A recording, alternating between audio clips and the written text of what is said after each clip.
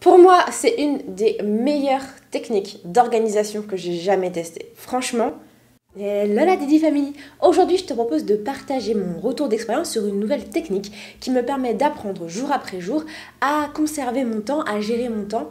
J'adore trouver des nouvelles astuces pour réussir à être la plus performante possible et surtout, c'est cette idée de me dire que je peux toujours m'améliorer qui m'intéresse. Je me demande comment rester motivée, comment mettre en place le plus d'actions possibles qui m'intéressent et qui ont du sens pour moi. Certains sur Insta continuent toujours de me demander, et c'est d'ailleurs dans mon dernier post, je t'invite à me rejoindre sur Insta, eh bien, j'ai dû révéler comment je faisais pour gérer ma journée. Et pour moi, ça réside dans cette technique que j'ai testée depuis près d'un mois. C'est la technique Pomodoro, basée oui sur une tomate.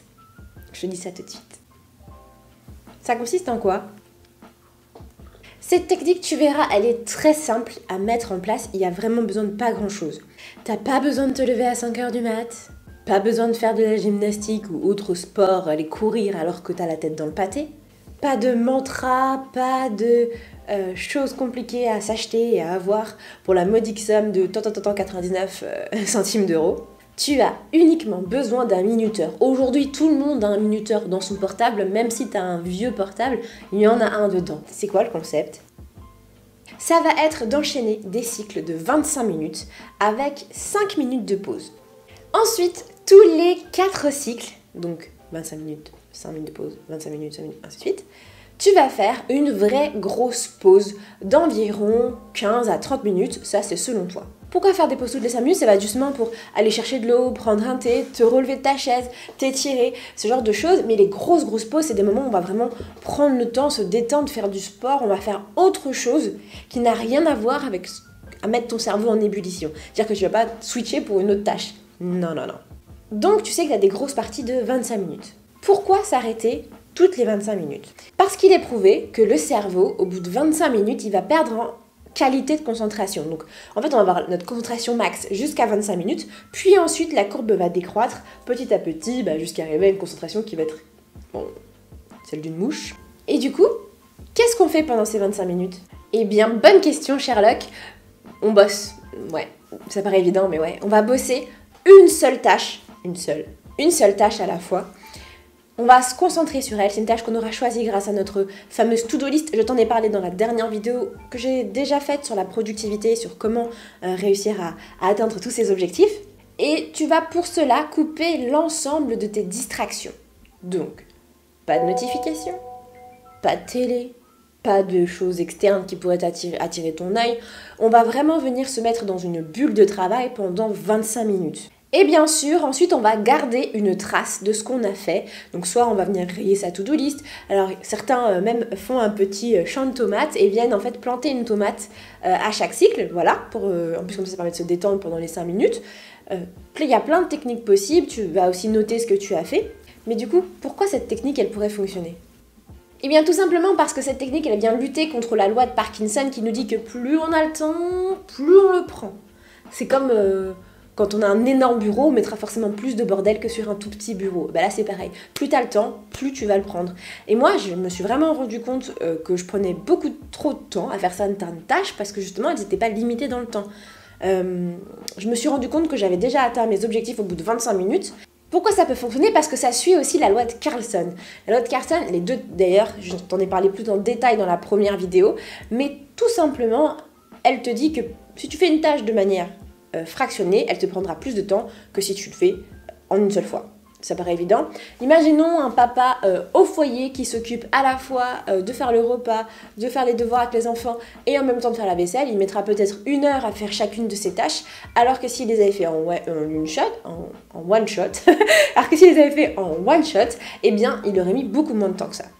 Ça paraît évident. Mais oui, c'est clair. Dans sa mise en place, ce qui peut être les points négatifs. Ce qui peut être difficile dans sa mise en place, c'est de venir couper une activité. Par exemple, moi qui fais du montage, parfois je suis en pleine,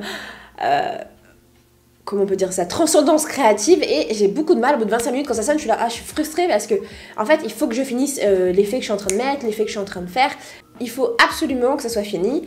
Alors, Oui et non, parce que aujourd'hui je peux me rendre compte que ça me permet aussi d'avoir un tout petit recul. C'est 5 minutes, c'est pas grand chose. Alors par contre, je finis la phrase que je suis en train de dire ou ce genre de choses. Ça, j'essaye de le faire si ça me prend moins de 25 secondes, mais sinon, tant pis en fait, ça peut attendre. C'est pas grave, ça me permettra après d'avoir un autre recul, un autre regard sur ce que je suis en train de faire. Ça me perdra pas du tout perdre la fibre créatrice comme je le ressens.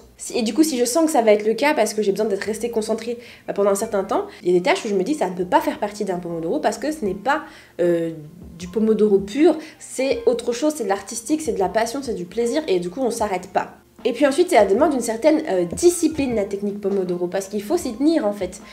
On lance 25 minutes, on fait une tâche, on oublie toutes les notifs, on est à fond dedans, on est focus, et ça demande une certaine discipline. Mais après, au final, pour moi, c'est une des meilleures techniques d'organisation que j'ai jamais testées. Franchement, quand on est à la maison et qu'on doit travailler à la maison, ce qui est très important, c'est de pouvoir justement avoir du temps pour tout. Ça permet justement de se rendre compte que parfois, parce qu'on est à la maison, on va se laisser distraire par moult et moult autres raisons et qu'en fait, on ne devrait pas le faire.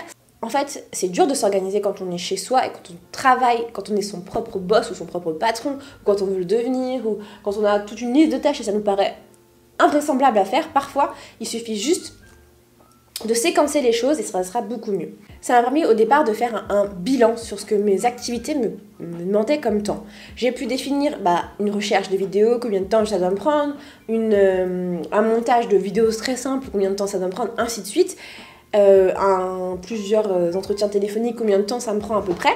Et comme ça, je peux planifier au mieux mon agenda et ne pas me retrouver comme j'ai pu me retrouver beaucoup trop de fois en fait, avec un agenda ministre où rien ne peut tenir parce qu'il y a beaucoup trop de choses à faire. Ça m'a permis aussi de gagner du temps.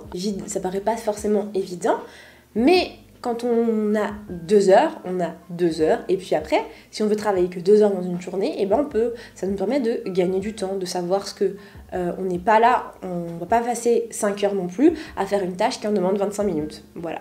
Et donc, avec ce temps, de développer des choses qui me tiennent à cœur.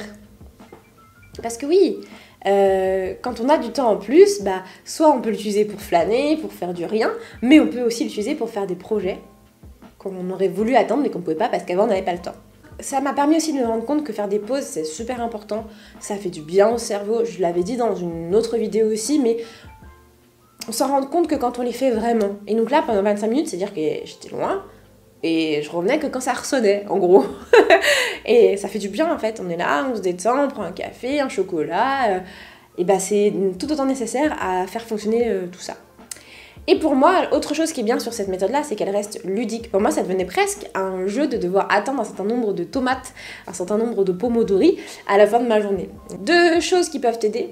2 timers qui peuvent t'aider, c'est l'appli Tabata. Je te mettrai le lien dans la barre d'infos, comme d'habitude. C'est l'appli Tabata parce qu'elle va te permettre de rythmer ces 25 minutes-là. Et puis ensuite, j'ai trouvé des playlists sur YouTube qui permettent aussi, des gens qui font du Study With Me et avec cette technique-là. Donc ça peut être assez intéressant, c'est assez motivant quand on voit qu'on est d'autres personnes à le faire. C'est aussi le principe de la salle de sport. Quand on voit plein d'autres gens en train de faire du sport, on a envie d'en faire aussi. Ou pas.